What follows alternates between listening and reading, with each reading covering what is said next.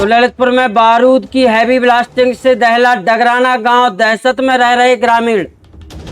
कभी भी धराशायी हो सकता है गांव का सरकारी विद्यालय। करीब 100 मकानों में ब्लास्टिंग से आई दरारें, छतों से टपकने लगा पानी। ग्रामीणों का आरोप कि 3 किलोमीटर गांव की दूरी दिखाकर ले ली गई अधिकारियों से एनओसी। तस्वीरें सामने आई हैं।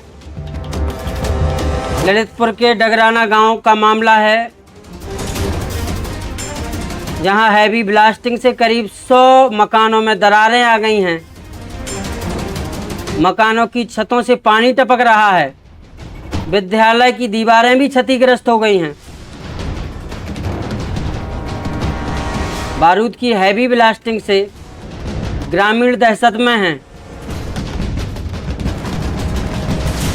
छतों से पानी टपक रहा है।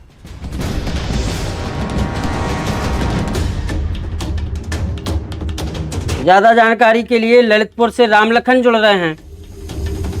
रामलखन, क्या है ये पूरा मामला? देखिए, आज तो दरअसल बाणपुर थाने के गांव डगराना में एक कीर्तन लगी हुई है, जिसमें लोगों का आरोप है कि उनके घर एक तरीके से उनमें दरारें आ गई हैं और उनके गिरने की संभावना है। और तमाम लोगों की ये भी आरोप है कि अब वो घर छोड़ करके खेतों की तरफ चले गए हैं। पूरा गांव लगभग परेशान है। एक क्रेशर लगी है जो चलती है, जिसकी वजह से उनके घरों में दरारें आई हैं। उनके गिरने की संभावनाओं के चलते लोग खेतों में चले गए हैं। और इस संबंध में जब हम लोगों ने एसडीएम साहब से बात की तो उन्होंने कहा कि मामला अभी मेरे संज्ञान में आया है और मैं कल सुबह पहुंच करके उत्तर प्रदेश पुलिस, जो थाने की पुलिस है बाणपुर, उसको भी साथ में ले जाऊंगा और वहां पर मामले को जाकर के पूरे कागज चेक करूंगा और उसके बाद क्या पूरा मामला निकलता है उसके बाद फिर अग्रिम कार्यवाही करूंगा। हालांकि अभी ये सोचने वाली बात जरूर है कि अगर वहां पर ऐसी परिस्थितियां हैं और अगर वाकई जो परमिशन है वो भी अगर सही पाई जाती है, उसके बाद भी सरकार को ये सोचना पड़ेगा कि अगर लोगों को परेशानी है तो उसमें कुछ न कुछ अलग से करने का प्रयास करना पड़ेगा। लेकिन आरोप ये भी सामने आ रहे हैं कि विभागीय अफसरों को गुमराह करके गांव को प्लांट से 3 किलोमीटर दूर बता के एनओसी ले ली गई है।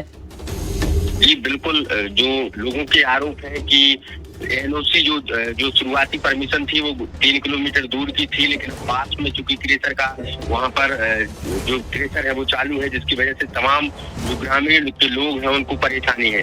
मामला पूरा जांच का है और जांच में जो ग्रामीणों ने आरोप लगाए हैं, तमाम सारे उनके आरोप हैं कि क्रेशर यहाँ पर स्वीकृत ही नहीं थी लेकिन उसके बाद भी लगा दी गई है। तो ये तमाम सारे आरोप हैं जिस पर हम लोगों ने आज एसडीएम साहब से चर्चा की है और एसडीएम साहब ने कहा है कि मामला अभी संज्ञान में आया और मैं कल सुबह तत्काल पहुंच करके जो थानों की फोर्स है उनको भी बुला लूंगा और उसके बाद मैं वहाँ पूरे कागजों को चेक करूंगा और जो भी निर्णय आएगा मैं तत्काल उसको दूंगा, ताकि वहाँ के जो लोग हैं जिनके घरों में इस समय दरारें आई हैं, स्कूलों में जो दरारें आई हैं और तमाम जगह जो लोगों को परेशानी हो रही है, किसान खेत पर जाकर के सोने को मजबूर है। कई जगह लोग पन्नियां डालकर भी सोते हुए कह रहे हैं कि वो खेतों में पन्नियां डाल करके सो रहे हैं। तो इस सारे मामले को कल सुबह हम पहुंच करके इसको प्रयास करेंगे कि ये मामला किस तरीके का है पूरा समझूंगा और उसके बाद अग्रिम जो विधिक कार्रवाई है उसको अमल में लाऊंगा। अभी जो एसडीएम साहब से बात हुई है। बहुत बहुत शुक्रिया रामलखन तमाम जानकारी देने के लिए। तो ललितपुर के डगराना गांव से पूरा मामला आया है सामने, यहाँ पर क्रैशर प्लांट पर होने वाली बारूद की हैवी ब्लास्टिंग से ग्रामीण दहशत में हैं। मकानों में दरारें आ गई हैं, विद्यालय में दरारें आ गई हैं। प्राथमिक विद्यालय धराशायी होने की कगार पे बताया जा रहा है। यहाँ के बासिंदे खेतों में तिरपाल डालकर सोने को मजबूर बताए जा रहे हैं।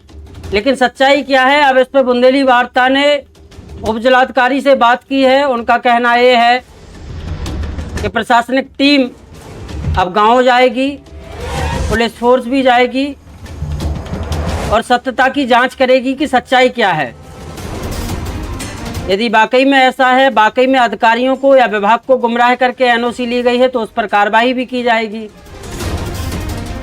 अधिकारियों के संज्ञान में ये पूरा मामला पहुंच चुका है। यहाँ के ग्रामीण दहशत में जीने के लिए मजबूर हैं। कई लोग तस्वीरों में रोते बिलखते नजर आ रहे हैं कि कई लाख रुपए से उन्होंने गांव में मकान बनवाया था, लेकिन बारूद की हैवी ब्लास्टिंग से मकान की दीवारें चटकने लगी हैं, दरारें आ गई हैं, छतों से पानी टपकने लगा है। नियमों को ताक पर रखकर बारूद की हैवी ब्लास्टिंग की जा रही है। विभागीय अधिकारियों को गुमराह करके गांव को 3 किलोमीटर दूर बताकर यहां एनओसी ले ली गई है। हालांकि मौके पर अधिकारी जाएंगे तभी पूरी सत्यता निकलकर सामने आएगी क्या पूरा मामला है। बुंदेली वार्ता ने पूरे प्रकरण में जिम्मेदार अधिकारियों से बात की थी। अब देखना यह है कि मामला क्या निकल के सामने आता है।